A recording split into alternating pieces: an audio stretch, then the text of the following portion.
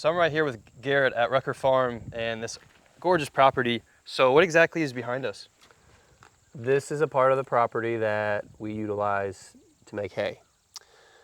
Our goal is to feed a very minimal amount of hay in the wintertime, but being on leased property, we're in a position where that's our only option with this piece of the ground because of how close it is to the living dwellings.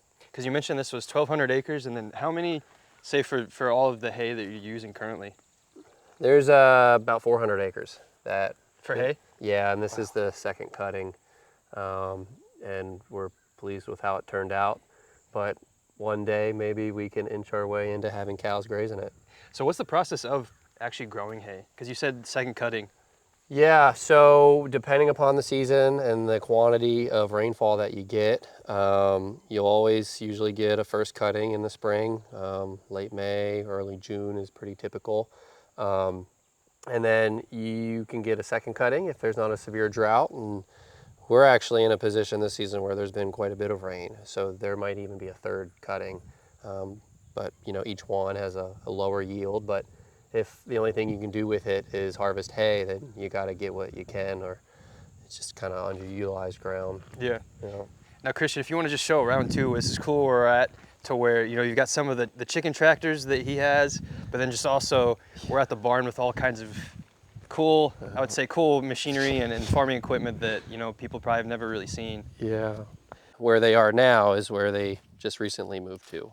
But you can sort of see some of the impact they have, some of the fertilization benefits you get from poultry on the ground. How many turkeys are right here? A couple hundred. That's just kind of a manageable size batch. And this is heritage breed? These are broad-breasted turkeys. So they are a commercial breed, but it's a similar argument to the Cornish cross. Looks like one got out. Yeah, we use a commercial breed, but our management is drastically different. So it allows us to, come out with a turkey that's raised, a healthy turkey, a really quality tasting turkey. These turkeys probably eat 60% of their diet is grass. But at the same time, we have a producing window that helps the numbers pencil. Because it's interesting with turkey in particular, that's one thing that, in terms of taste, most Americans really have never tried true turkey, because pretty much most of the time, the only time they have turkey is Thanksgiving, and then they get a store-bought one that's insanely dry. Yep. Probably some conventional turkey that's just, they don't have this. And so I'm curious, what have the customers said on the taste? Just because the farm I worked on, we had turkey, and I just remember eating that, and the first time I took the bite, it was just like, okay, I've never had anything taste like this. It's a huge spread. I think everyone who's ever gotten a turkey from us has gotten a turkey from us again and again. Even actually family members of mine that don't purchase any of our other products will spring for the turkey. It's definitely a different price point. But if you think about how long a turkey lives comparative to a chicken, you have a lot more carryover from, a chicken that lives for 8 weeks versus a turkey that lives for 16. And a turkey grazes a lot more ground than a chicken typically does. So I think you get a more flavor profile. And they're so funny. Yeah, they talk. They're so social. They are. They'll follow you. Yes, they follow you around like crazy. I really enjoy raising turkeys. I loved seeing how much forage that they graze and how easy they are to manage. At this point, they're about 8-9 weeks, a little over 9 weeks, and they're pretty indestructible beyond the predator load that we have. But what are the predators you have around here?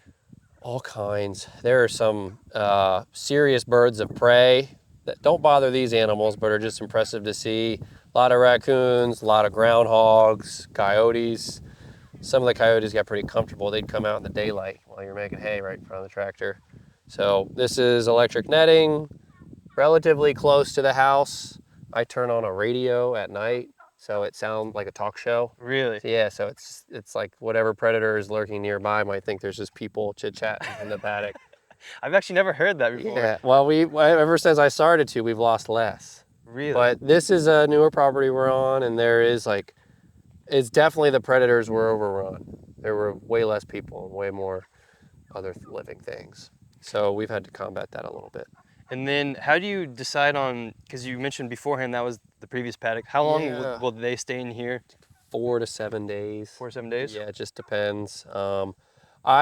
This is my first season here. So like this ground has never seen turkeys before. And so we've kind of went back to the trial and error stage of where to run them and how to run them and the rotation. But a lot of times it's close to where they're started out in the brooder and the chicken tractors. There's natural trees for shade. It's out of other producing, areas.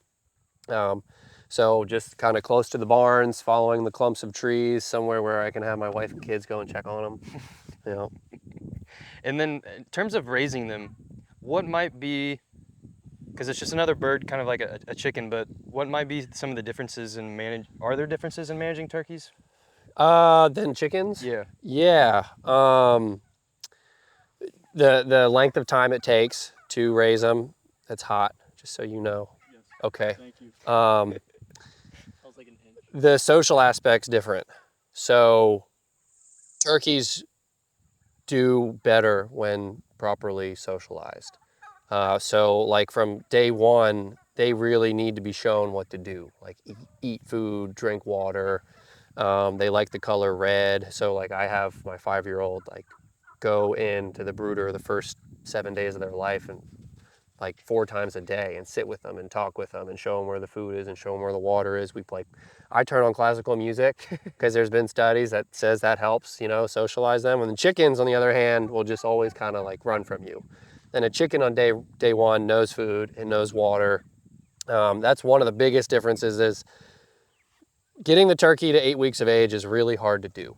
But after 8 weeks of age, unless they get taken off by a predator, they're pretty indestructible. And then how long do you have them before you take them for processing? So we start processing them at about 16 weeks of age, and we'll do some at 16, and then we'll do it like every couple of weeks. We'll do 30 or 40, so that we have a spread of weights, and that helps us appeal to the small families and the larger families. We like to do everything. The processing all happens in September, so then we know what we have in inventory. The first year we did turkeys, we did them the week of Thanksgiving, and we almost got frostbite, and we had no control over the yields, and we really didn't know what we were going to have, and it all worked out. But we had big turkeys, and we realized that we actually, even for how rough it felt, we got lucky. Like it could have been much colder. Yeah. So now we try to know what we have before we have it. Do you put them up every night? Some of them go up there, some of them don't. That's actually just a structure for shade. We're doing more turkeys this year, so previous year's shade structure was smaller and didn't provide enough shade. But at this point in time, they really need shade and water and stuff to eat and some grit. They like to have a roost, and so there are some roost bars in there. But they're pretty easy at this stage. Once they're out in just the netting paddock, they spend about 5 weeks in the brooder where they can learn what food and water is and get their feathers on, and then they'll spend about 5 weeks in the chicken tractors, and then they'll spend 5 to 7 weeks out on pasture. The reason why I asked on putting them up, because the farm I worked on, we would have to put them up, and there would always be like 2 to where they're paying the ass to put up. Yeah, I just let them do their thing, but this is just some old chicken house that I'm using as mainly shade. I think for predators purposes, it's better for them to be up in there. Yeah, that's why we put them up at night, was just for predators, because they would just come up and snatch them. Well, I bet if you put them up at night, you might not need all the netting. Well, the predators happen at night, for us, is what I've seen. That's why there's about 6,000 volts on this netting. And then the last question before moving on, the feed. How do you go about, I guess what is the feed that they eat? So we get, there's a local very specific non-GMO feed supplier that we get our feed from, that we've gotten our feed from for a while. A lot of their stuff comes in from local farms, and the neat thing with them is that they have third-party testing on like each batch that comes in, so they can tell you how many residuals exist in the feed. So since it's not an organic feed, they like to have that base, and it's always none or very little. The reason we didn't go to organic feed is because in this part of the country, that pretty much always means that there's tilling that happens, which is not of the regenerative mindset. And so we found a feed supplier who offers non-GMO, but also offers the third-party testing on any carryover residuals of it not being an organic operation. That's Sunrise Feed. And Pretty then close to us. what exactly is the diet of a turkey? They do really well at grazing the same grasses that cows eat, but turkeys will eat things that I've never seen any other animal eat.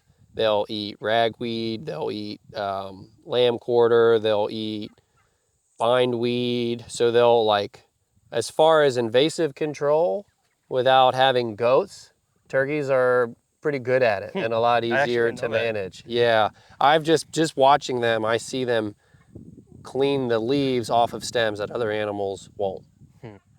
Yeah. But then, they're an omnivore, just like the chicken, so they do require like a high caloric intake, and that's why, for this type of turkey, supplemental feed, access to it is pretty crucial. It's like a pig, it's really hard to get one that's just finished on grass. But, yeah, good questions. They're fun to watch. Yeah, I gotta go turn their water on. Yeah, this is our brooder. So it's a place where we can start poultry, whether it's the chickens or the turkeys. This allows us to control the temperature. So while they develop their feathers, we can keep them the right temperature to try to mimic what they would be experiencing, sitting under their mama. What's the temperature? 95 degrees is what we started out as. So we've got some heat lamps and a propane heater so we can protect ourselves from power outages. The other big piece about this is that it's totally a sealed container. So like really all you need is like a 1-inch gap and a black snake will get in, or a big enough mouse or rat will get in and can take out chicks. Can take out a lot in a night. Yeah. So this is our buffet. Yeah, so this is our form of like offering protection, and not just like a bunch of pieces of plywood, but also for us, we're in a way a pretty like potentially a mobile farm. We don't own the land that we operate on, so I can load this with a tractor onto a flatbed trailer and take it down the road. It's a very versatile piece of equipment that I use as a brooder now, but could certainly be my tool shed one day. And then when you were playing the music, were you just playing it on a speaker? It's just an alarm clock, you like in a hotel room. Yeah, just the cheapos. And so yeah, this one's a little fancy. We've got a nice on-demand water system. We had power in here to operate the fan in the back. So on a temperature humidity control, it would kick on. This container does get hot in the middle of the summer, So we can open these big doors, slide that window open. There was definitely a little bit of a learning curve, but it's the best case scenario for us on not knowing where we get to brood our chicks. And the size is nice for our batches. I think we can do 475 in here for 3 weeks, and it's a non-issue. Just makes me laugh on just the whole farmers and ranchers are just such stupid people. Yet, clearly not. That's just. You just got to be a little like open-minded and probably kind of poor. Yeah. But it forces ingenuity. That's why I try to get across. It's just the whole modern society view of agriculture, but specifically the actual farmers and ranchers, is just could not be more wrong. And to me, again, it's because of the disconnection. You probably have what you need. You just got to figure out a way to use it. I mean, like the hangers on the top is just high tensile wire for fencing. Just had a spare roll. Yeah.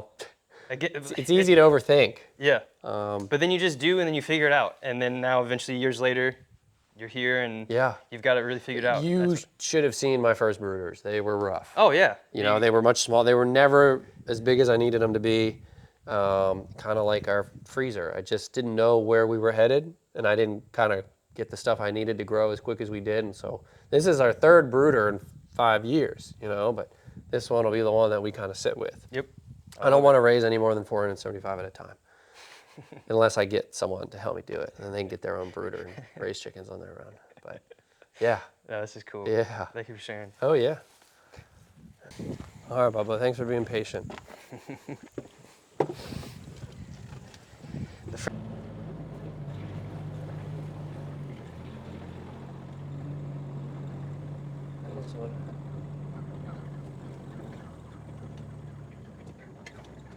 Yeah, their water's going.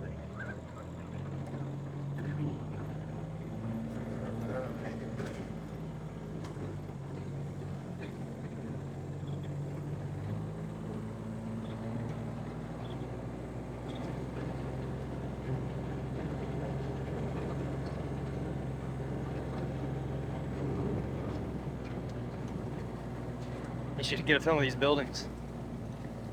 Freaking awesome.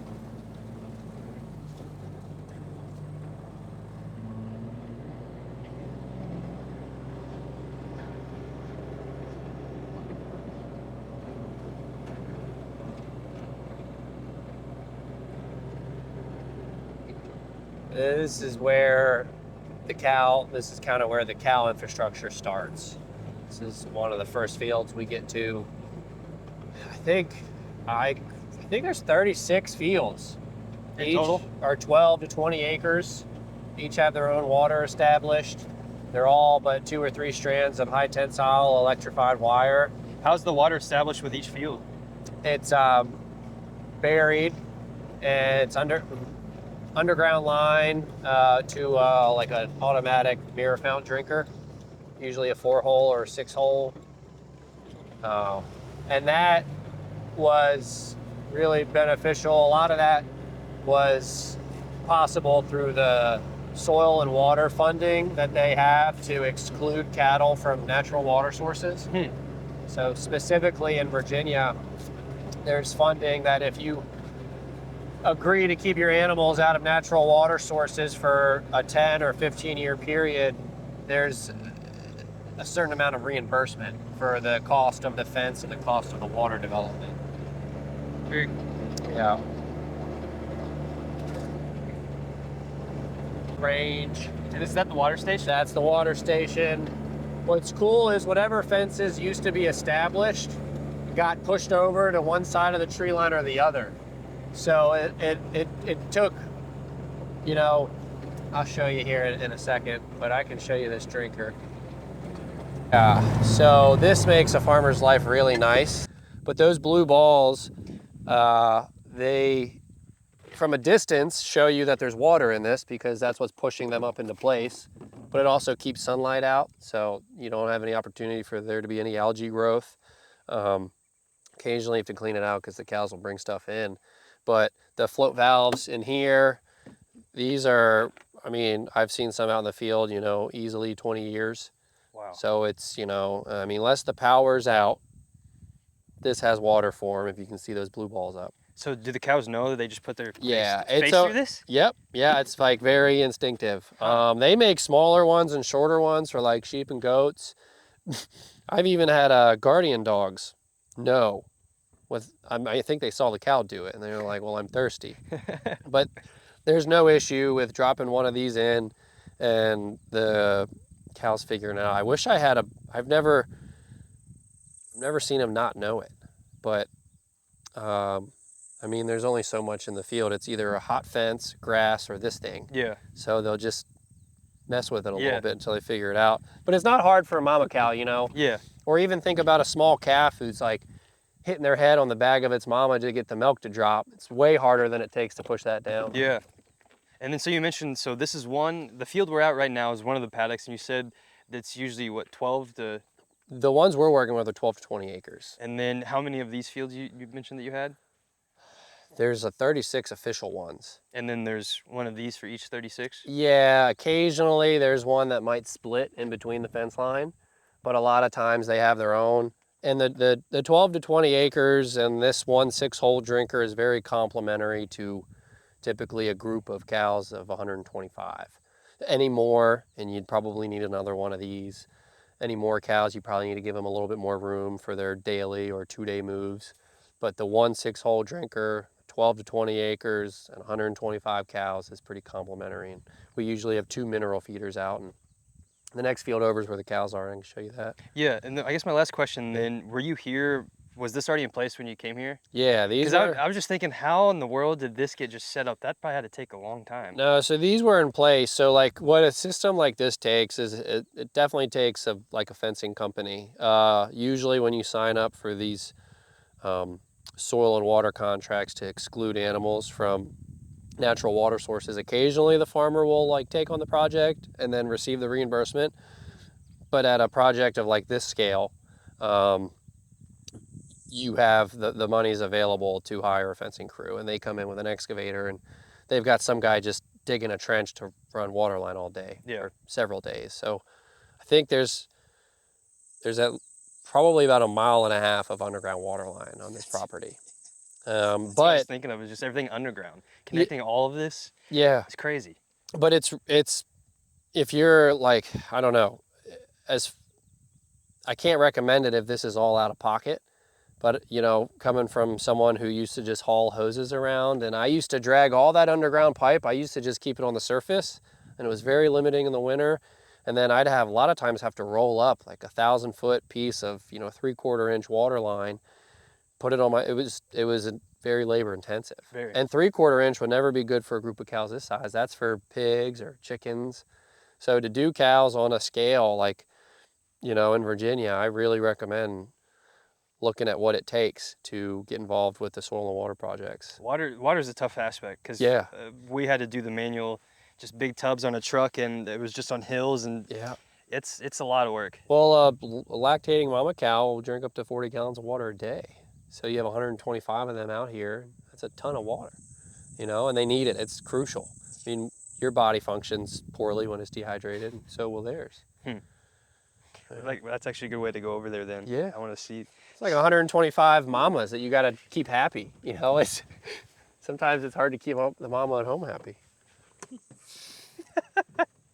On the right, the fence line used to be the tree line. Yeah. But we bumped it out into the field. Yep. So that it's easy to keep clean. The field prior has a good run long line of shade, and we did that at each one. So there's always a good tree line in each field for the cows to get under for shade.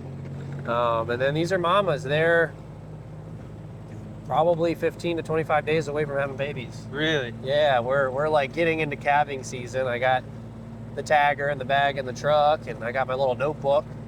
We'll start coming out here every morning. Mixed, but between like 4 and 6 years old. Yeah, so this is the mineral feeder that we use. Hey, baby. Just give us a minute here. This, most of these cows can be done on a 4-wheeler. So, you come out in the field on a 4-wheeler, you don't disturb the ground. This mineral feeder can be pulled by a 4-wheeler. We've got straight C90 salt, like honestly, the stuff that I put in my water every morning to keep myself mineralized. And then this is a mineral mix that has, I think it's 24, all the vital salts and minerals that are required. So a lot of times they'll just take on the salt because they're getting a lot of stuff out of the forage, but they can pick and choose from the full mix mineral. Occasionally we'll add, sometimes we'll add cinnamon to help with some fly protection at times of the year. So you can kind of make that custom to your own. And then we just make sure this is full all the time. We actually, sorry, I thought I either heard a cow coughing or a 4-wheeler starting. We put some salt in their water too. So it was a podcast that I heard recently, and it's about how in the hot parts of the summer, how hard it can be to get enough dry intake of mineral for these cattle, that when it's wet, when it's in their water, you know, every couple of days, they can actually get enough in them. And it'll help combat, you know, situations like pink eye. And it'll just keep these mamas mineralized. I mean, right now they're, you know, that like third stage of pregnancy is very crucial. There's a ton of growth in the calf, and you just really got to give them what they want, and it really doesn't matter any other way. And so that's our goal, is less stress, all the mineral they want, all the grass they need, and they're pretty. It's also Tame, funny. yeah. You can see she's bagging up now. It's not far. Sorry, go ahead. No, it's just funny on what you said with the salt is, I've been learning on agriculture probably for 3 years now, and it was recently that I realized that Redmond salt, they sell their own big bags for agriculture. I didn't know that at all. Yeah. I mean, there's definitely different types of salt out there, and that might sound funny to some, but there is. There's like mineralized salt, there's iodized salt, and so it's not just any salt, but you know, expecting these cows to get what they need out of the forages is kind of a high ask. So we just make sure it's always available. These cows listen really well to the four-wheeler, so we don't ever have to bait them. You know, they're always leaving a field with grass, but it only takes a few moves for these cows to know that where they're going is better than where they are. And, you know, like the reason I brought this out here is because if I brought the four-wheeler, the Honda four-wheeler, They would know. They'd all start calling and hooting, and they'd go to the next, like they know where the gate is. You know, honestly, sometimes you just got to get out of their way. You open the gate and you get out of their way. So like these cows know, and it's not just these cows. I've been with cows that are very much on just like full access grazing, no rotations, no moving, and within a few days, I've got them to one strand of polywire. Like that's the beauty in the cow, is they're brilliant creatures. I mean, the farm I worked on, it's the same thing. They know, they can understand when it's time for the new pastures. Yeah. We had one time they wouldn't touch the drinker. You know, they all were hollering. They weren't touching the drinker. The only thing we could think of was like there's no water. And when we checked, there was it was either a possum or a raccoon, but something had been dead and decaying in there. And they knew better than to drink that water. You know, they were thirsty. They were all getting dehydrated, and we took it out. We took the plugs out, let it refill, and they went for it. But like they know, you know, they know what they need and don't need, and they'll pick and choose through all the different grasses out here, just depending upon what each one has in it. It's beautiful. I just love they just stare at you too. Oh yeah, these are a good group of cows. Yeah, what breed are these cows? So there's a little bit of cross, but mostly red Angus. There's some older straight Angus genetics, like in that one you see right in front of you.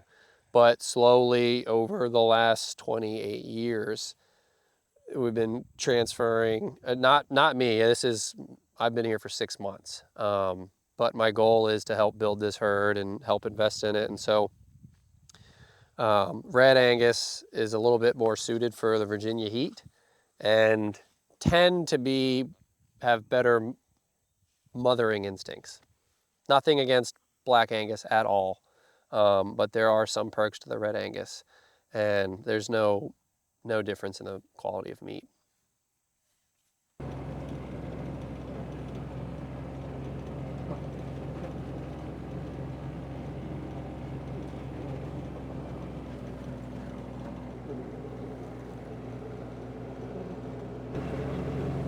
If I was a mama cow, I'd be one of these two right here.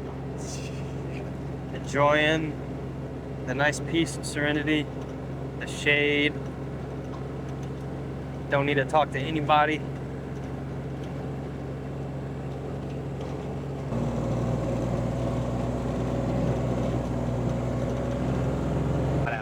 I mean, it feels, just driving through here, you feel it immediately. Yeah.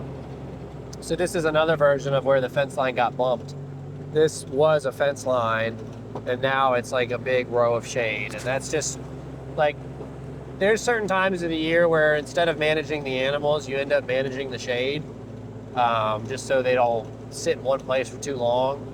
But it's really nice to kind of figure your layout based on where your shade might be. We just crossed over a property line from one property to another one.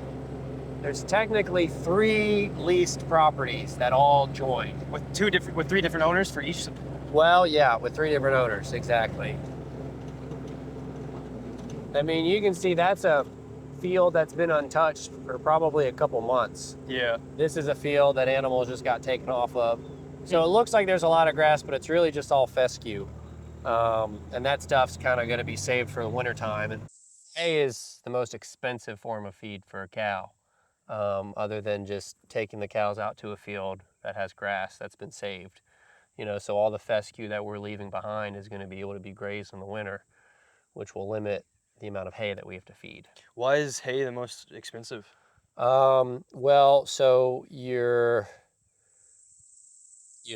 hay field typically needs to be fertilized, which is a cost per acre. It typically needs one or two $150,000 tractors and $250,000 in equipment, a bunch of diesel fuel, bunch of manpower. Hay needs to be stored, hay needs to be handled. So when you take all of those as an option and you look at the other option as a guy and a four-wheeler and cows that follow him, it doesn't take much to make that, to pencil it. Yeah. That's kind of the way I have been able to describe it. And then what about from a nutritional standpoint? How much of a completion is hay, say, versus fescue for the cow?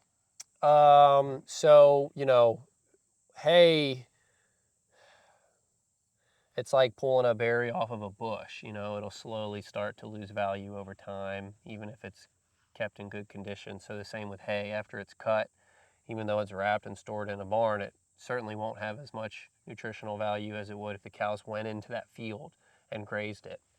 But it certainly carries enough. And there's different quality hays. And to be honest, I haven't spent a lot of time making hay, so I don't know if I'm the best person to speak about it. But as far as freshness goes, like the food that you and I are looking for, this is what the cows would prefer. If we do feed hay in the winter, this last winter was pretty harsh. We try to always graze and feed hay. It's never all or nothing. Give me a minute, please, Bubba. So we try, and they'll usually pick through the forage that's available versus the hay that we set out. Yeah. Does that help answer the question? No, that does. Yeah, That helps out a lot because it's good we have the visualization too when talking to the consumers on that because, most consumers will hear that you feed hay, bale hay, but no one's actually really talked about the differences between actually using hay in the winter versus like what you just said with fescue and just other supplements for the cow. Well, yeah, it was all mainly because there was no other, we couldn't put cows on that part of the farm. So, and when the equipment for the hay was bought, it was like all-encompassing, really good deal of somebody getting out of the hay business. But purchasing it all out of pocket, like straightforward, brand new, just to make hay is like really challenging to pencil. And the cost of equipment, like what did a pickup truck used to cost versus what it costs now is just kind of outrageous. Yeah, millions of dollars to start up all kinds of costs. It's crazy. I will say I've met farmers that I think hay making for them is like more valuable to them than seeing a therapist. Like there's something about it in the tractor. I can't speak for it because I prefer to get on a four-wheeler and move cows. But that's why you see videos of people that you'll see it all the time online to where they'll share like their great or their grandfather's 80, 90, but he's still in the tractor outside. I would definitely. You're just out by yourself in nature doing something that you've been doing for so long. I could see it. I don't know if it's cheaper than a therapist, but it's certainly a different form of one. All right, Bubba, get in the back. That's funny. So this is a group of stockers is how these would be marketed. Mainly last year's heifers. So they were born last August. What does that make? They're close to 9-10 months old.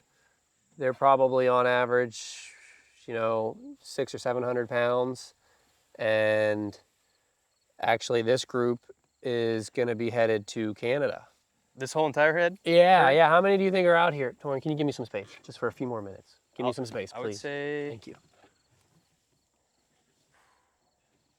55? 83. I was way off. No, it was good. It was pretty good. It's hard. It's really tough. I'd kind of put you on the spot with that one. I only know because I've counted them twice. But 75 will go. It's cool. They've all been TB tested. So to cross over into Canada, that's a requirement. And so they're ready to go to a farm in Canada. Hey, baby. It's also interesting, Christian, if you want to film. Yeah, they get it easily. Yeah. Well, they like their water to be clean and fresh just like us, and that's the easiest way to keep it clean. It's the best water system I've seen so far on any ranch. Yeah. Yeah, they're not super cheap, but when there's funding available to keep, mainly to keep animals from having access to the headwaters of the Chesapeake, then it's really, really helpful. Say that again. What about the Chesapeake? So a lot of the funding that's available through the Soil and Water District, a lot of the base is from keeping animals out of the headwaters of the Chesapeake Bay and protecting everything downstream. So, by offering fence to keep the animals from sitting and relieving themselves in the natural water sources, and then being able to offer them other sources of water, allows the headwaters to be protected, a little more natural, potentially a lot cleaner, at least as far as upstream and the impact that farms have on it. And that's why shade's crucial. A lot of times those natural water sources are like perfect for cows to get in and muck up, and everything that a cow does happens in that water, and that's not always clean. So laying out your fences for shade and really having a well-planned water system is very crucial for the animal health, environmental impact. It's all like Alan Williams said this really well to me once. He's like, everything you do out on that land is a compounding effect. It's either positive or negative, but you're never just doing one thing. It's this compounding, it's this scale. And so, the bush hogging that you do on August 15th is going to have some compounding effect to what grasses grow maybe the next August. You just not that you should know every effect, but have that big picture in your head, that it's a scale, and what you're doing on the land shouldn't just to survive the week, but it should be to have a plan, a potential backup plan, and ultimately like a goal of management. And then that's why our farmers, you're essentially also just planning for your children's future of the farm, but also their children. Yeah, if we can improve what we've got, like sustainable farming sounds really good. I think it's a hot term for a lot of people, but my goal is regenerative. I don't want to sustain what we have. I truly believe we've lost an incredible amount of topsoil in the last 50 years, if not more. Absolutely. Understanding ag would talk about Horizon A and Horizon B, and how Horizon A was the original layer of topsoil, which could have been another 10 feet that we've lost. And so now we're working with a different Horizon B, but doesn't mean we can't get back to A. Doesn't mean we can't rebuild what we had. Probably quicker than we think. Maybe speaking in generations, but not speaking in centuries. Yeah. Yeah, and it's just incredible to know their stories and the work that they're doing. And then just getting back to having... Give me some space, Bubba. Yeah. Just grass this tall. Yeah. Christian, if you can see this, just... Say that again, Greg.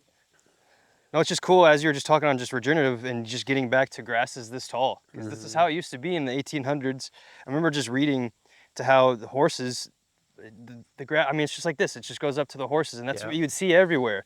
And then you could hear the bison from miles away as they're stampeding because there were just so many in the herd. And I love that noise. You can hear it's with just, this. Yeah, it's just like that. Yeah. So it's like just really keeping that soil covered. You might think you're leaving grass behind, but ultimately you're given the opportunity to grow more. And some of the thing that really caught my attention with those old bison herds, or now with these cows, is moving them into grass that's this tall or ground that's very well insulated. You may not need as much shade as you think, because if you take a thermometer, just having your ground covered can cool it by 10 to 15 degrees. By having it covered like this, You bring animals in at 1 o'clock in the heat of the day, and all they got to do is lay down on the cool ground, and they'll get a lot more than if it's bare. That was like a real, that one sunk in for me. Like when I saw the guy, Alan Williams, he pulled out the thermometer and showed it, and I was like, dude, that soil's dying. Yep. You know, and this soil's thriving, and it's cooler, and that like, I was like, the bisons needed shade. Where was all their shade? And that was it. And I was like, that's a pretty solid argument. Well, because then with bisons, the whole wallowing too, and just they are on the ground all the time. Yep. Yeah. It's awesome. They're just, I love how cows too, they always get in uniform. Like they're always just, they all stare at you in uniform. Yeah. It's just assembled. They're a group. They're together. Some of them are in season. That's so right, get in, you're driving. So, Scooch over, Bubba. Oh, here, you. I was gonna get back.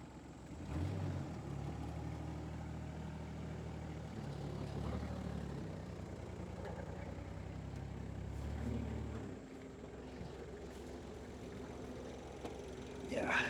I used to have to tell him to drive with a little more purpose.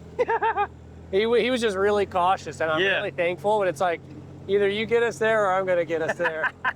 Or I'll just walk. Follow the tracks, Bubba. This is a really good example of a exclusion area. Right in front of this machine is where natural water will run occasionally. And so you can see from one gate to the other is the area that we've fenced cattle out of.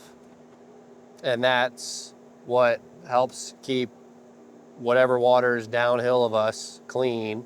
And then, you know, it's like a really good reason to get the soil and water district involved.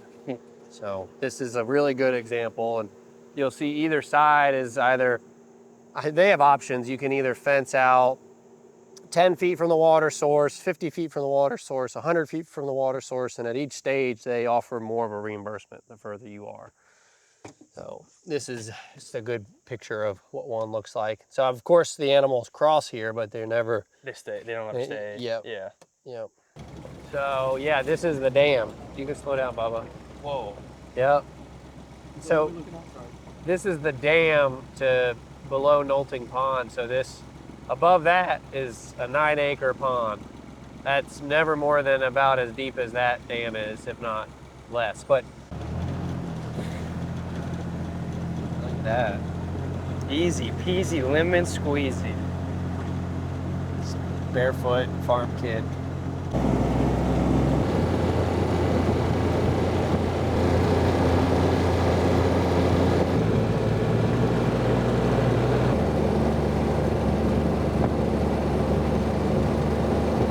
Live in some of them or one of them, but the main house is like 1780. I was about to say, it definitely looks like that. Yeah.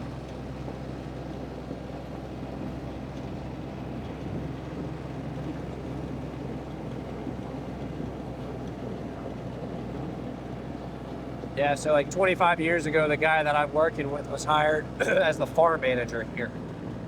And eventually he left that job, but he, you know, always knew he'd be back. And now he has, you know, long-term lease agreements with them. You're going to take us home.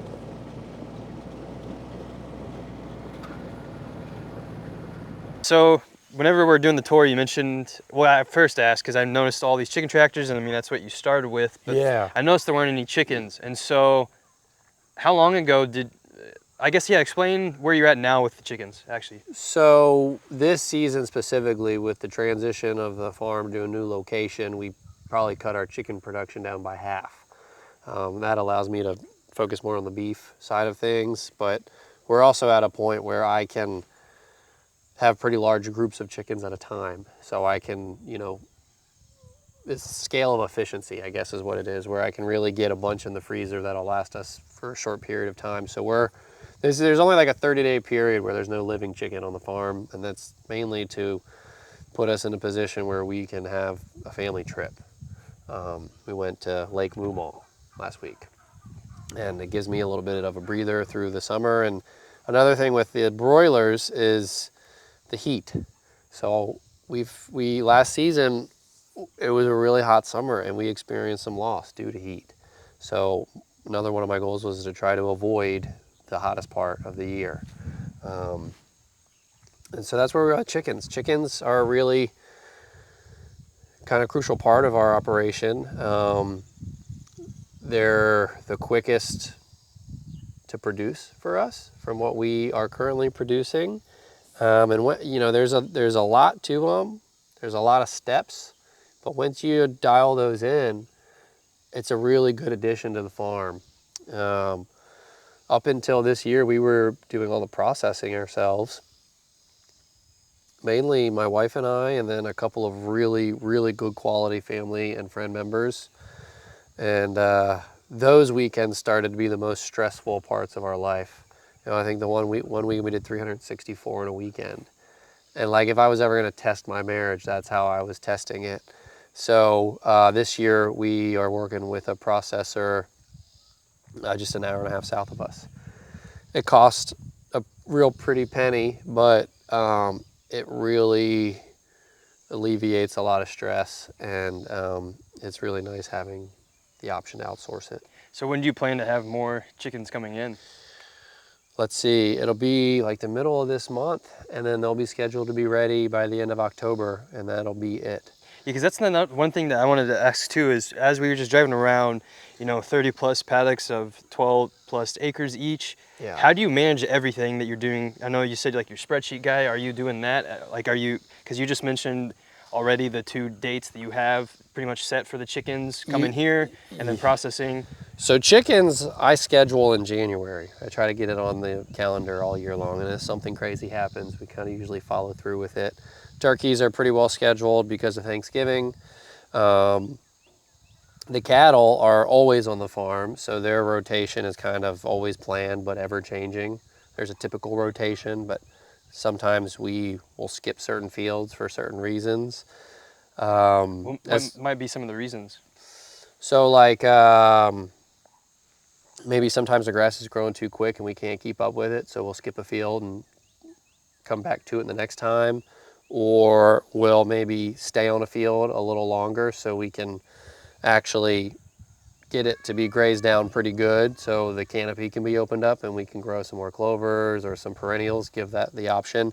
It's honestly, there's a normal rotation, which typically happens, but there's a lot of reasons why we change it up, and we change it up often, and it's just about going out there and looking at what you got and what you might want and just trying something, and if it works, do it again, and if it doesn't, don't ever do it again. And that's like the mindset that I believe you should go for or strive for. Just observing is really how you're gonna learn a lot. I'm sure you've heard that's how we've always done it. That's like a really expensive statement because the world's ever changing, and you've got to be open to new things. You might have to come up with those new things. My final question, just to 1 second, Bubba, we're almost there.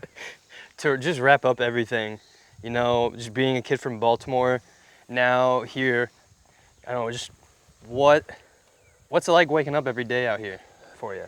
It's a lot quieter. I think maybe some people are suited for the Baltimore environment or city environments, but I know like as soon as I left Baltimore and went to West Virginia, like immediately my life was calmer.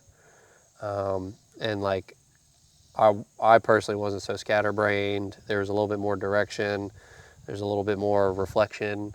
So like I am now intimidated by visiting family in Baltimore with the traffic, the amount of people, just all of it. Mm-hmm. And so I would have never known that I would have appreciated it more out in the country, but like I had a pretty warm welcome into West Virginia, and all the stuff I had heard about West Virginia was not what I experienced in West Virginia.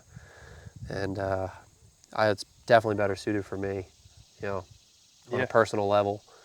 I don't need so much human interaction, which is why I'm thankful that my wife does a lot of that on her side of the business.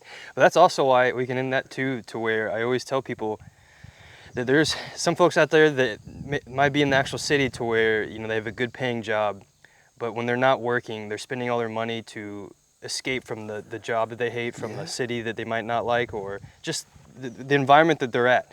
And so they might not realize that the other option could be agriculture or farming, to where you might not be making as much money, but the fulfillment aspect is there. And Yeah. that's why I always say, at the end of the day, just shake the hand that feeds you. Yeah, absolutely. So thank you for having us. This has been awesome. Of course. Thanks for everything you're doing. Sweet.